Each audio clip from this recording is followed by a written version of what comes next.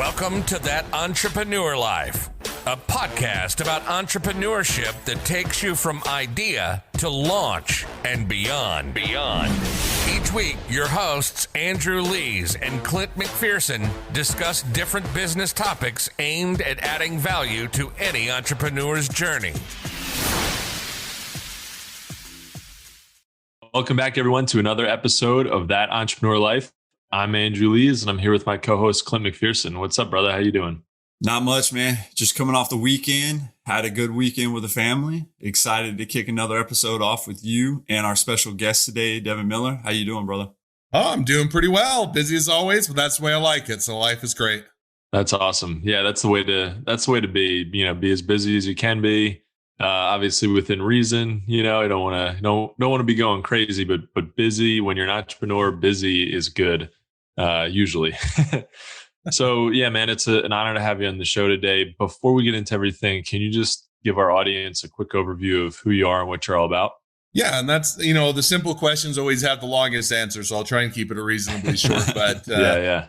So I'm founder and CEO of Miller IP Law. So that's kind of maybe where to start out. So I help a lot of startups and small businesses with patents, trademarks, copyrights, and other business related legal matters, LLCs, NDAs, and those type of things.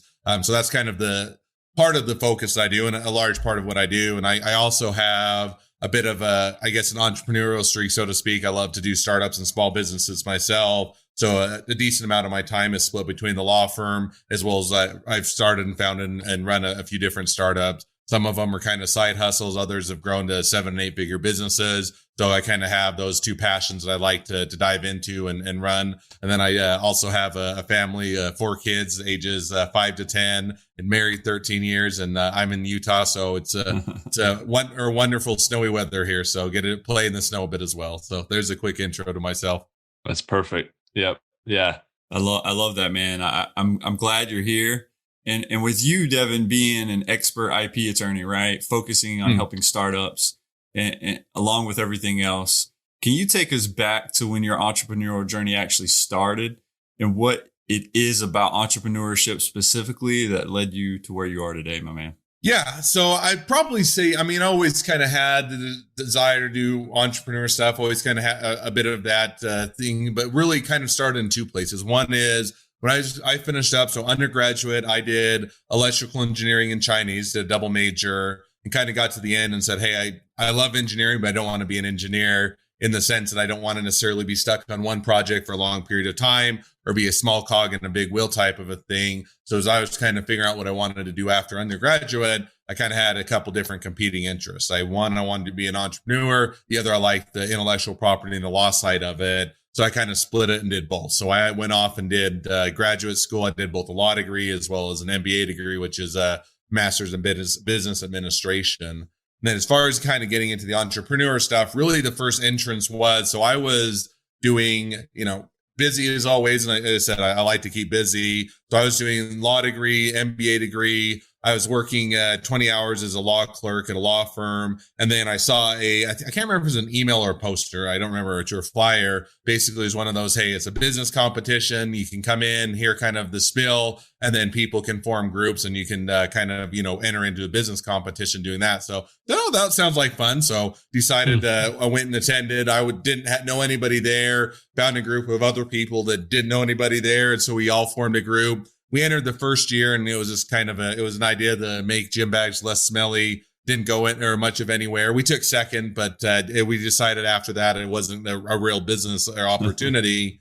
So we came back the next year and we kind of were pitching ideas. And I remember, we had like self-packing boxes and other crazy ideas that none of them really would have been workable in reality. So we're kind of brainstorming as to what the idea would be. And I remember kind of walking home and I was into marathons at that time. And I still run quite a bit today and was thinking, wouldn't it be cool if you could monitor your hydration level as you're working out so that you don't get dehydrated, you don't, you can perform to the best of your ability. So that idea spawned the first business I entered into, which was wearables. And this was the days before Fitbit. Fitbit wasn't even out or wasn't even thought of yet. Same thing with Apple Watch.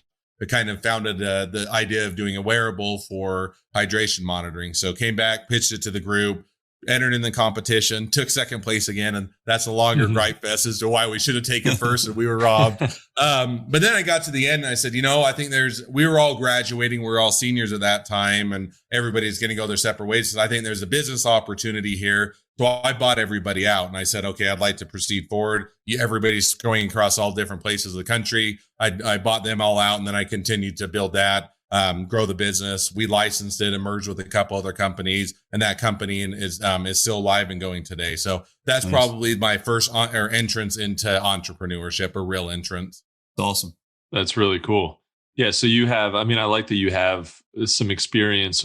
You work with entrepreneurs, but you also have experience really not just being an entrepreneur as is that you have a law practice, because that's definitely entrepreneurial. You own your own business, but you've also got these other, entrepreneurial pursuits that you've worked on over the years, all the way back to college before you even started your law practice. So I think that's really cool.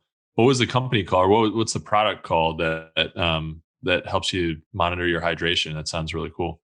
So it's actually evolved to slightly longer version of the story. So we got the company up and going. We had a prototype, proof of concept, and then we were kind of getting to the next level of, okay, now we have to actually get into manufacturing production. We needed another round of investors to kind of take that to the next level. So as we were exploring that, we actually came across another company that was doing more for diabetes monitoring. A lot of the technology we come up with and created and overlap pretty well with diabetes monitoring. So we actually pivoted a bit, rather than taking investor dollars on for the hydration monitoring, saw a bigger market and a bigger opportunity by merging with this company. So that was actually, they did some licensing deals and other agreements to put in place. And so the company that's now kind of the genesis, or that started out as the hydration monitoring, is now is launched, and it's called Tula Health. And they do diabetes monitoring and then doing a lot of wearables that are going to be coming out towards the end of this year. So nice. Still continuing on and pivoting as every good company does. Yeah, for sure. Sure. Finding even if you didn't market the product yourself, finding the right fit and finding somebody else who might be able to position it even better than maybe you could at that point in time is super smart, because you could have, instead of waiting years and years and years to monetize it, I'm sure you were able to get a relatively quick, maybe not exit, but relatively quick monetization of that idea, which is so key, because I think a lot of people, especially with physical products, it's really difficult. It's difficult to get from your idea to monetization. Idea to a finished, to a product that works, that functions, and that can be manufactured. That's one thing, but really actually making money on it can be a whole different story. So partnering in some way with a company, or licensing it, outright, or selling the whole thing off completely can be a good way to go. How much did your law background help with that business? Or, so this business specific quite a bit. So a lot of where we ended up or having the value and be able to, the combination was with intellectual property. So we had a pretty good patent portfolio that played a lot into the leveraging of the value and what it was evaluated on, because otherwise we certainly had some electronics prototypes and data, but that's a lot harder to put a valuation and to be able to just put a firm value. So a lot of what we did was based on the intellectual property and primarily the patent portfolio we had, that we combined with what they were doing, some of the client base and other things, and kind of formed the new company based on each other's contribution. So in that sense, the law background and to be able to do a lot of the legal work certainly played a pivotal role.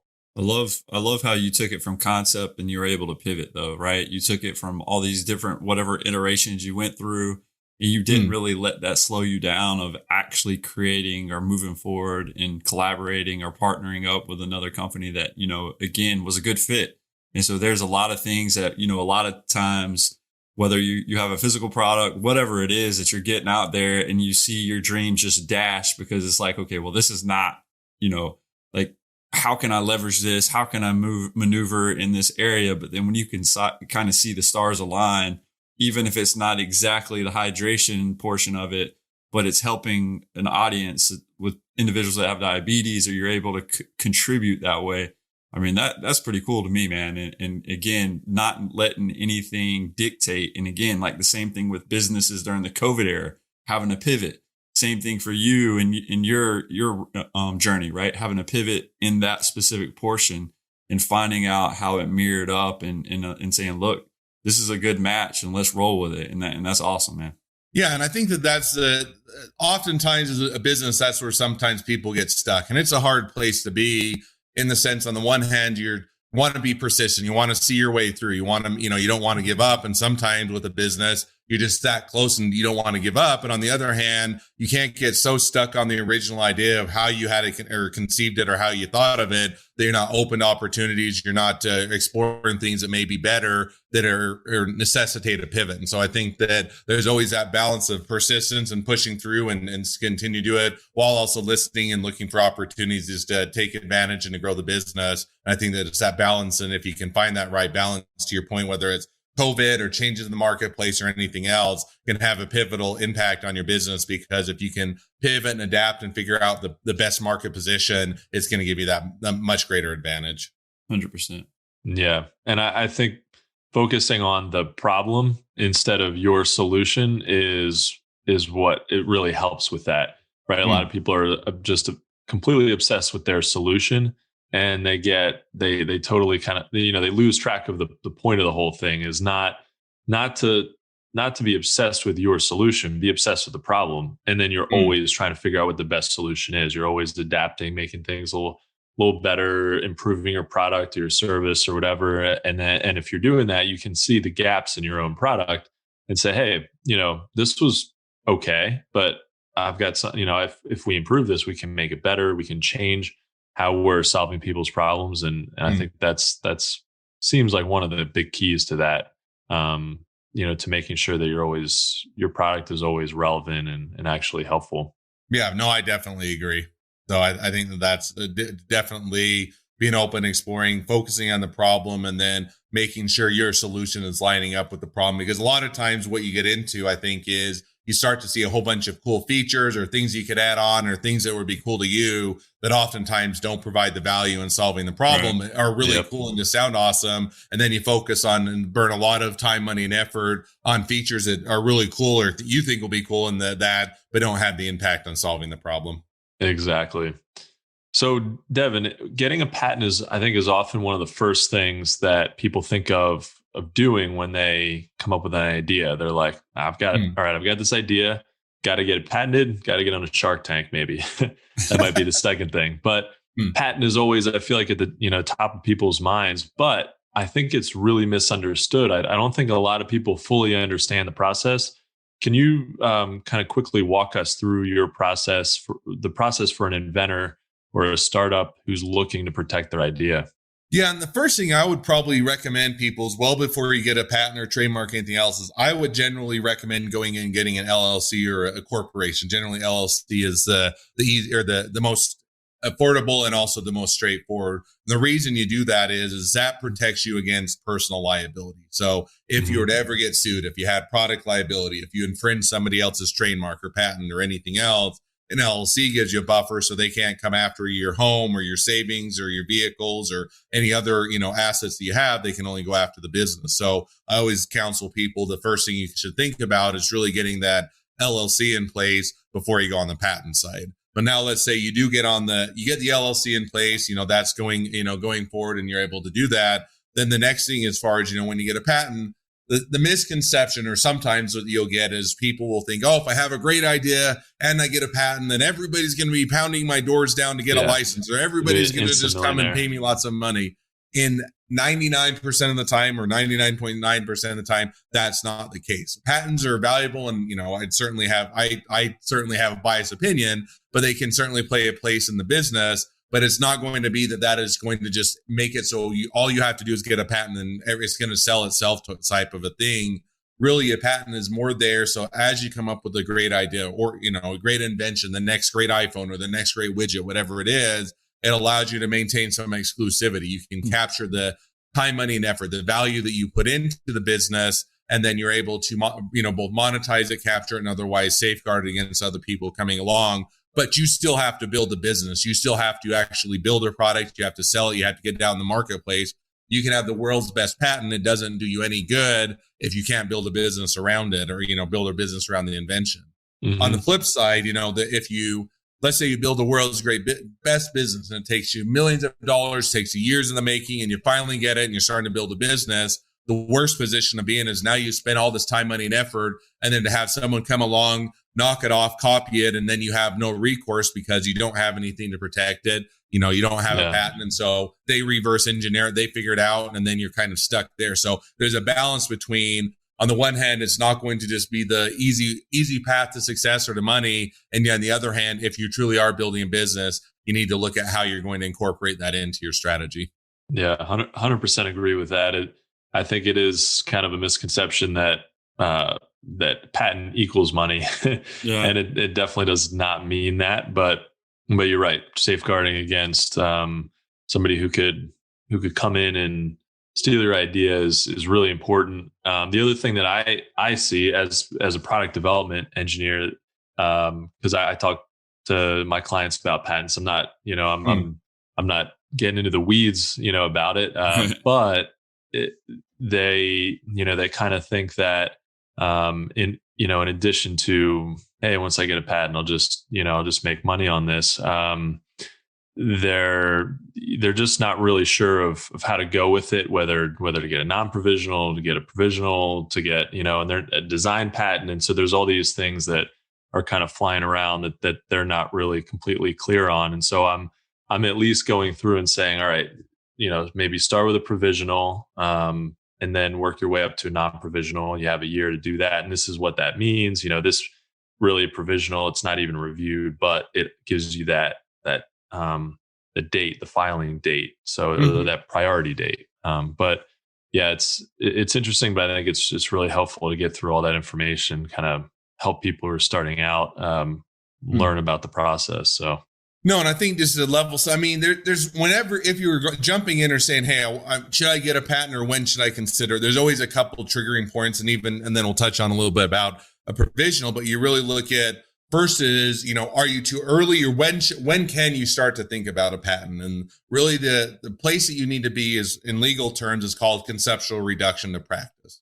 What that basically means is you need to be able to explain it to a level that someone else in the industry would understand it. So you can say, not that you have to invent it or created it. You don't have to have a prototype yet, but you have to have the level of detail, thought it through, to say someone else, if I were to go explain that, to say, okay, I get it. I could go make it if I wanted to, type of a thing. So that's kind of the earliest you want to think about. The other thing just is for people to think about is, on the latest, is once you put anything out into the public. So if you put it out, you put it in on a website, you put it in on a trade show, you put it in, you start selling it to people, you put it on Amazon, anything or all the above.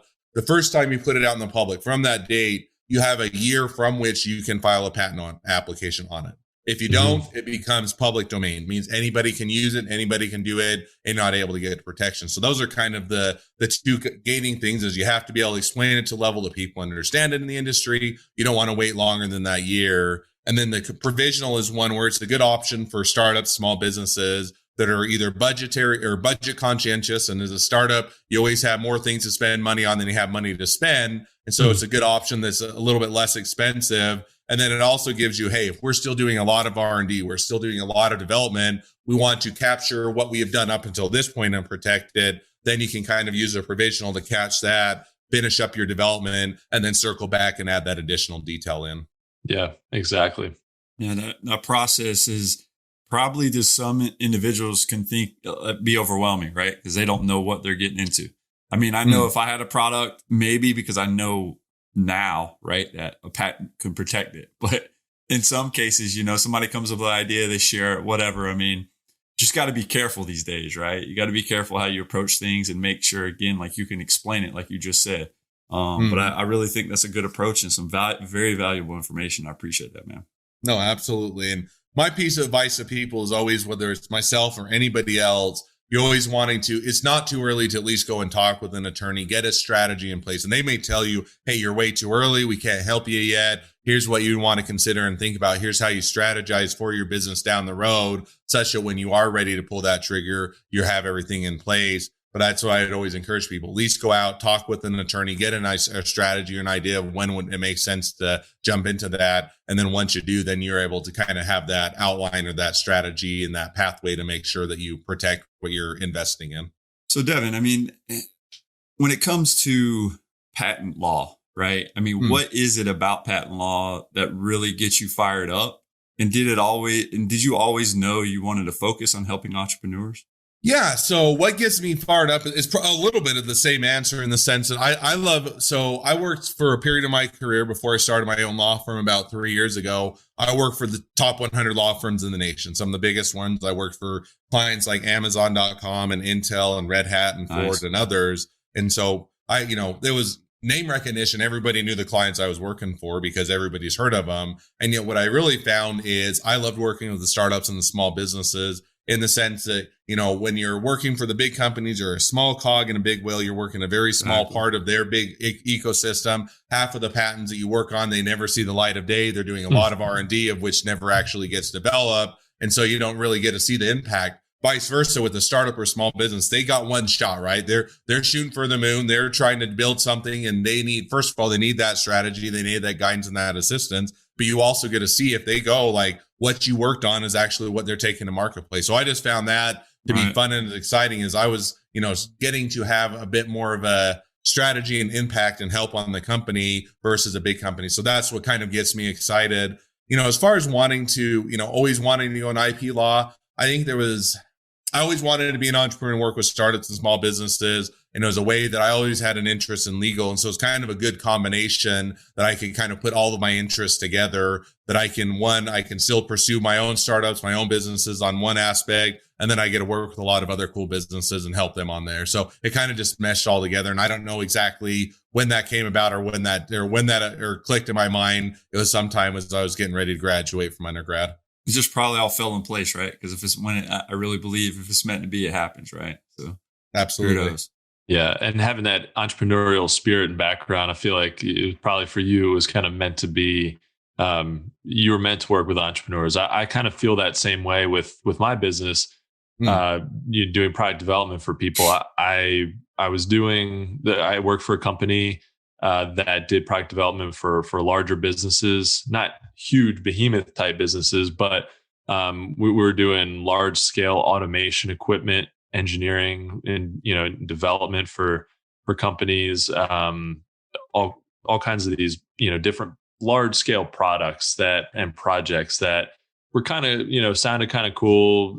They were cool on some level, but same thing with me, man. Is I didn't feel like I could impact the project as much as I wanted to. And I wanted to kind of see it from cradle to grave, like idea through development and at some point, hopefully say, hey, I worked on that thing, that started from nothing, from an entrepreneur in his garage or basement, had this idea and I helped him develop it and look where it is now. So I think having that entrepreneurial background, it just kind of feels right to work with other entrepreneurs and, really, really help them on their journey. Definitely. Completely agree with you. Yeah. So Devin, through your entrepreneurial journey, from the highs to the lows, what do you think's been the most challenging thing? And that this could be with your law firm, this could be with your other ventures, whatever. What's the most challenging thing for you? Oh, employees. I don't know. I mean, there's a lot of, I think, things. I mean, the one that I would say challenging can mean a few different things. One is it can just be difficult, but difficult isn't. Sometimes difficult things are fun. I like to solve some of the problems with the business, how to grow it, how to position ourselves, how to keep ahead of the market, how to do, those type of things. So while they're challenging and difficult, I like the challenge and I think it's fun. So in that sense, I don't know that I find it challenging in the sense that it's not fun. I always look at more of, what's challenging with the business are typically the things that you don't find to be as fun. And those are always the things that you dread or you get done because they have to get done, not necessarily because you want to do them. And that's always, managing employees, whether or not keeping them motivated, keeping them happy, picking the right ones, hiring and firing, bringing them on board. Probably a similar thing with taxes and finance. I'm not a big guy that loves to do all of the taxes and the finance and the bookkeeping. Needs to get done. I get why I do it, because otherwise I'll get the IRS knocking on my door and they won't be happy.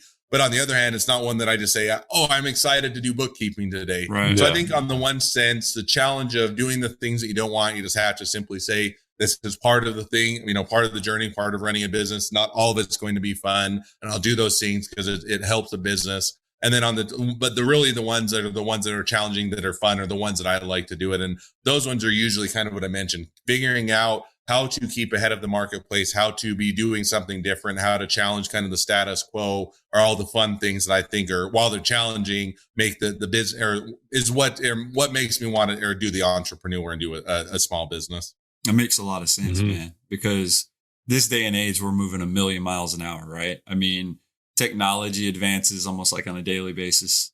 So everything is just that goes along with everything basically outside of technology too, because it's just we have everything at our fingertips, right? Like everything's right here. If we want to know something, we Google it, right? That's the phrase that people say. Or you want to learn about something, you go watch a YouTube video. Right. I mean, everything is out there. You just got to also know how to siphon through all the clutter, get past the shiny object syndrome. Right. Because we all can go down there. I think some entrepreneurs too have the imposter syndrome that they got to get past. Right. Like, why me? Why am I good enough to be here?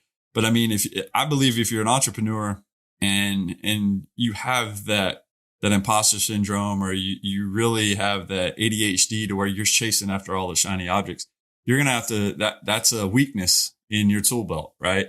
That you got to learn how to strap in and actually put that thing on every day and not really focus on that stuff. And then those are red flags that you're going to have to learn how to manage and get past.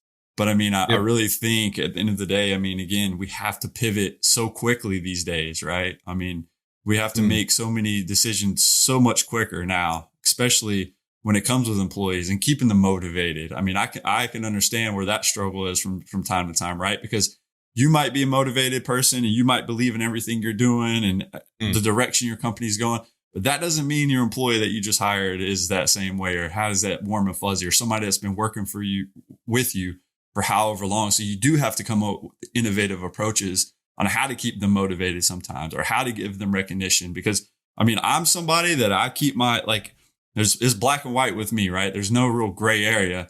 I'm going to typically always try to make the right decision, and I'm always going to treat people fairly, but sometimes it gets overlooked because we can get in the minutia and the weeds, and we can get our daily tasks might get in the way. But again, we always got to keep those people in mind that actually help us succeed, to give them the proper recognition they need. Because again, they might be busting their ass on the other end, and they're actually making us successful. And sometimes entrepreneurs from us at the end of the day want to take all the credit and not give them the credit that's due for them helping you get to where you are. But at the end of the day, man, I really think, again, that's something that can't be overlooked. But I know as an entrepreneur and doing so many things and having our hands in so many different portions and pieces of the pie, that can get overlooked. And then you have the employees feeling unworthy, or they're like looking for the next thing because they don't feel like they're being treated fairly. And that can be aggravating as hell, because you can be saying all the right things, right? You can be giving them recognition. But for them, that person, that's not good enough for them. They want the money that comes along with it. But that's also something that needs to be communicated, right? Like at a point, it's like, what makes you click, right? Like, you're an employee of mine. What makes you tick? Is it money? Is it something that, recognition? Is it time off, right? For doing good, for helping us get to this level? Is it whatever it is, man? Like a gift card from time to time. You just got to know that type of stuff. And really let them see that you care, right? Asking them questions about their family. I really think a lot of that little stuff that we might overlook at the end of the day goes a long way with employees. Yeah. And I think that, building on that, I think that you have to understand whether or not the employee's in the right position, right? In the sense that some employees do a great job or they're hardworking, but they don't fit, whether it's they don't fit the firm culture, they don't fit the position well, they don't, aren't motivated from the same things. One of the things I always had to take a step back and remind myself is, as a business owner, as a startup, as a person, you work hard, and a lot of times you go into it and you think everybody else is going to work hard, everybody else is going to be as motivated, everybody else is going to be all in, and yet that's not always where the employees come in, and most of the time it's probably not. And so you have to figure out what is a fair analysis of where they're at, what their abilities are, what motivates them, and then see if that lines up well with you. And sometimes it does, and sometimes it lines up well with the company. And other times you're saying, hey, you're a great person, you're a great employee, but you don't fit with what we're doing. And, let's find either a better position for you or find you a place somewhere else that better fits kind of with what your goals are. Love it. Yeah, that's awesome. So Devin, as we wrap up this episode, if you could give our listeners one piece of advice, what would that be?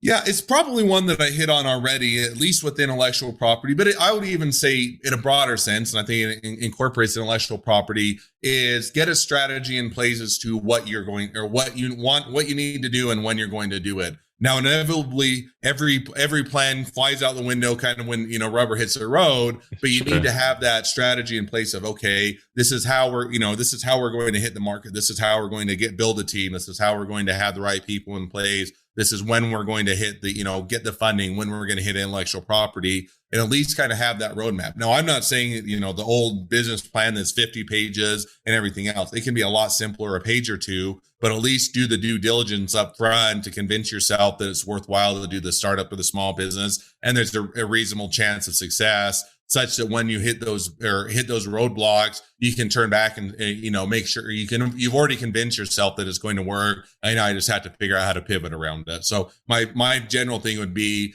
take the time up front to figure out the strategy for the business before just diving into it. Yeah, I completely agree. I've talked to so many entrepreneurs who I've helped them develop a product for, and, that's just one piece of the puzzle. But they don't necessarily know how to get from their idea all the way through all the things that they have to do step by step, like, develop the product, file for a patent, maybe get a trademark, file an LLC, all those, the little things on the front end and sort of all the big things on the back end. Also, once you've got a product that you can sell, then you need to start thinking about marketing and sales. So, and I think a lot of people just don't really know how to go through that process. They think it's a little easier than it actually is, or maybe they think it's a lot harder than it is. Yeah. And they just don't know. Right. So yeah, I've started to help clients with a strategy, and actually start another service just totally around that, where it's just a step-by-step from start to finish. So you have an idea, let's try and get you from that idea all the way through, and coming up with specifically a patent strategy is awesome. And that's something that, it sounds like that you really, especially from talking to you and checking out your website, that sounds like that's something that you really, you like to do. And that's important, instead of just diving in and saying, hey, let's get a patent. It's like, hold on, let's take stock of where you are, what your goals are, what your product is, how far along you are. That's another thing too. I've seen people who have, they got a utility, non-provisional utility patent. It's been years since they filed. They waited until they got the patent, and then they came to me to develop the idea. And I'm like, great, but this patent kind of handcuffs us in the functionality and what we can do with the design, right? Because we can only do so much. Now I'm trying to design a product within the perimeters of that patent.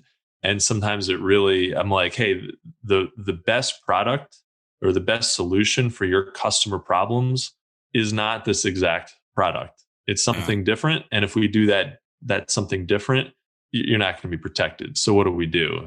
So I think it's good to have that, get something going on the patent end, at least, do a search, consult with somebody like you, consult with somebody like me. Ideally, guys like you and I are working together through that process, right? Because then you can build much stronger claims. I make sure that we're protecting that you're protecting the right solution to the problem, and that I'm on the same page with development. So, and you can't figure all that out without a strategy. So I think that's awesome advice. 100%. I definitely agree with you on all of that.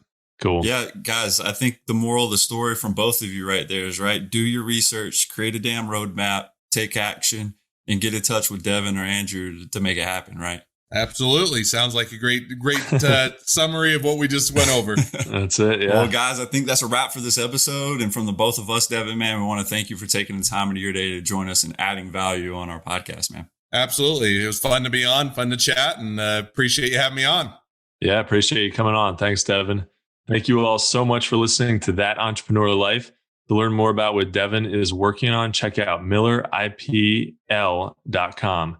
And if you like what you heard today, please subscribe to our podcast and don't forget to download our free ebook at thatentrepreneurlife.com. And if you're interested in having us do some mini masterclasses, guys, outside of the podcast episodes, please contact us through our website so we can continue to add value to what you're trying to do.